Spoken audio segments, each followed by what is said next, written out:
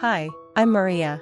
I'm a successful real estate agent, and I've always been good at seeing value, not just in houses, but in relationships too. My husband, Tom, and I were lucky to inherit a beautiful vacation home by the lake. It was quiet, peaceful, and the perfect escape from busy city life and, to be honest, from my in-laws. Tom's parents never really warmed up to me. They came from a more traditional background and often made small, passive-aggressive comments about my career and my modest upbringing. A real estate agent, always trying to sell something. They'd joke, but I knew there was more to their words. This house wasn't just a building for us, it was our haven, where we shared laughter during family get-togethers and found peace on our own. But as Tom's parents got older, they started asking us to sign the house over to them. We need to make sure it stays in the family for future generations, they said one night at dinner. The room felt tense, and I could sense the pressure in the air. But it is staying in the family. Tom and I are your family, aren't we? I asked, trying to stay calm even though I was getting frustrated. Yes, Maria, but you know what we mean. It's about securing the family legacy, Tom's father replied, his tone leaving no room for debate. The tension was almost too much to bear. Tom, bless him, was torn. He wanted to make his parents happy, but he hated how it was affecting our marriage. We spent many nights talking about what to do. Stress etched on both our faces. Why do they have to make everything about business? I asked him during one of those late-night talks. Tom sighed deeply, a sound that said more than words ever could. It's how they've always been, Maria. It's not just about the house, it's about control, he finally said, sadness in his eyes that matched my own. It wasn't just what they said, it was how they acted. Every time they visited the house, it felt like a game. They would drop hints about the future of the property. During one particularly blunt conversation, Tom's mom said, "You two don't need such a big place. Think about the family, think about your brothers." Her words hurt. It wasn't just that she implied we didn't deserve the house, it was that she seemed to be saying we weren't enough of a family ourselves to keep it. That's not fair, I found myself saying. We love this home just as much as you do, why isn't that enough? It was clear now that this wasn't just about a house, it was about respect, boundaries, and where family loyalty ends and personal independence begins. Look at this, David, I said, showing him emails between Tom and his parents. They've been planning this for months, trying to pressure me into signing over the deed. You're kidding me, David replied, shocked. That's low, even for them. So, what's your plan? I don't know yet. I'm so angry, I can't even think straight, I admitted. Okay, let's not rush. There are ways to handle this. Maria, ways to make sure you stay in control. Have you thought about selling the house? Just end it all and sell it to someone else. Can I do that without Tom agreeing? I asked. If both your names are on the deed, you'd both need to sign off on a sale. But maybe it's time Tom realizes what his parents' manipulations are costing him. You think he'd go for it? It might be the wake-up call he needs. Otherwise, you'll keep being painted as the villain in their story. That evening, back at home, I couldn't shake the cold feeling of betrayal. It felt like it was seeping into our home, our supposed safe place. When Tom came home, I confronted him. You and your parents have been planning behind my back. How could you, Tom?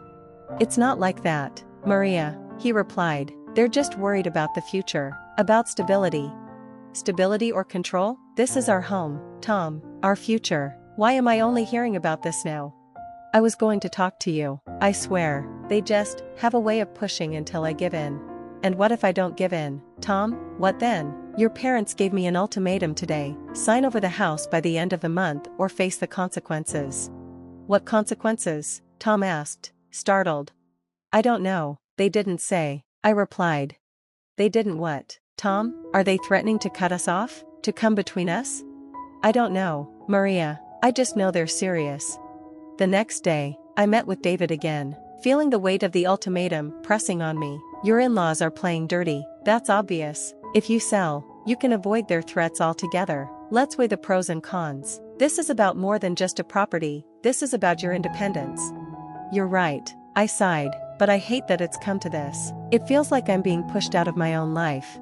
That's why you need to take control again, David said. Maybe it's time to show Tom and his parents that you won't be bulldozed. That evening, Tom tried to patch things up, but the gap between us had grown, strained by the secrets and scheming. Maria, please, he said, let's just talk. We can find a way to make everyone happy. Can we? Tom, because it seems like your parents' happiness comes at the cost of mine. It's not like that, he insisted. They just want what's best for all of us. And what about what I want? Doesn't that matter? I asked. You know it does, he said, frustrated, but they're my parents. We can't work something out like this, Tom. This is our life, not a business negotiation. I need to think about what's best for me too. Maybe David is right. Maybe selling the house is the only way to take back control. Sell? Maria, you can't be serious. I've never been more serious, Tom. I won't be backed into a corner, not by your parents, not by anyone. Maria, please. No, Tom. It's time I made a decision that's right for me, I said, my voice steady. I'm going to think about all my options and do what's best for me. I hope you can understand that. As Tom stood there, stunned, I felt a mix of fear and determination brewing inside me. The future was uncertain, but one thing was clear: I wasn't going to be anyone's pawn anymore.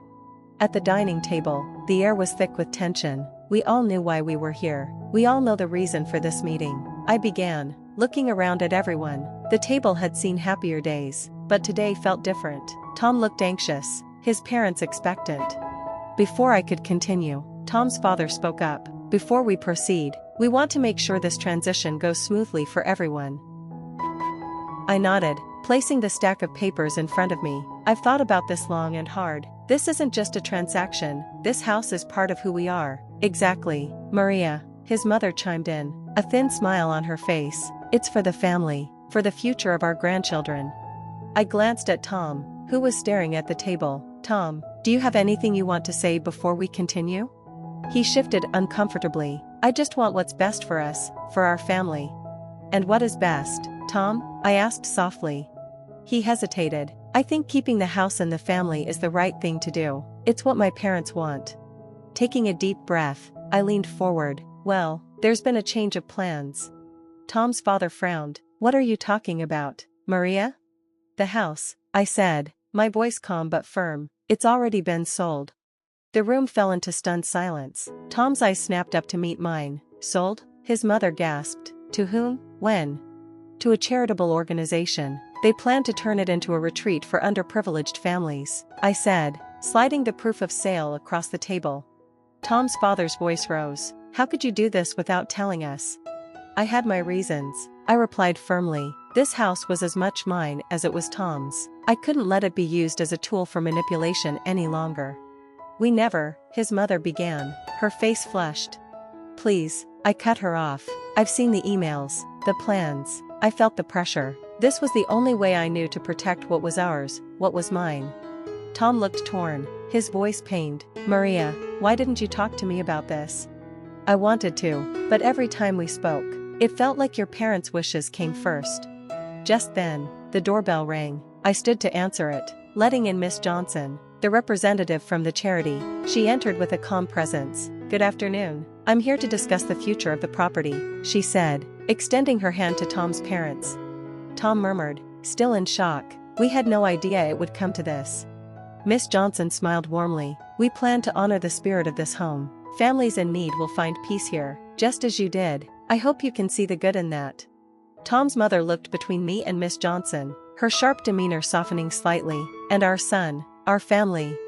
I believe this is a new beginning for all of us, I replied, a mix of relief and defiance in my voice, one where we respect each other's decisions and boundaries. Tom stood and came to my side. I need to think about all this. Maria, can we talk? Of course, I said, hoping this crisis could finally begin to heal the rift between us. As Miss Johnson explained the charity's plans for the home, I caught Tom's eye. There was a flicker of understanding, maybe even gratitude. It felt like the first step toward healing. The meeting ended with promises to communicate better. While the reconciliation wasn't complete, the house felt lighter, its walls ready to embrace a new chapter. The echoes of that meeting stayed with me in the following weeks, a constant reminder of the seismic shift in our family dynamics. As I faced the backlash from Tom's parents and their circle, Tom became my greatest support. One evening, while we sat among boxes in the old vacation home, packing up memories, Tom broke the silence. This isn't just about the house anymore, is it?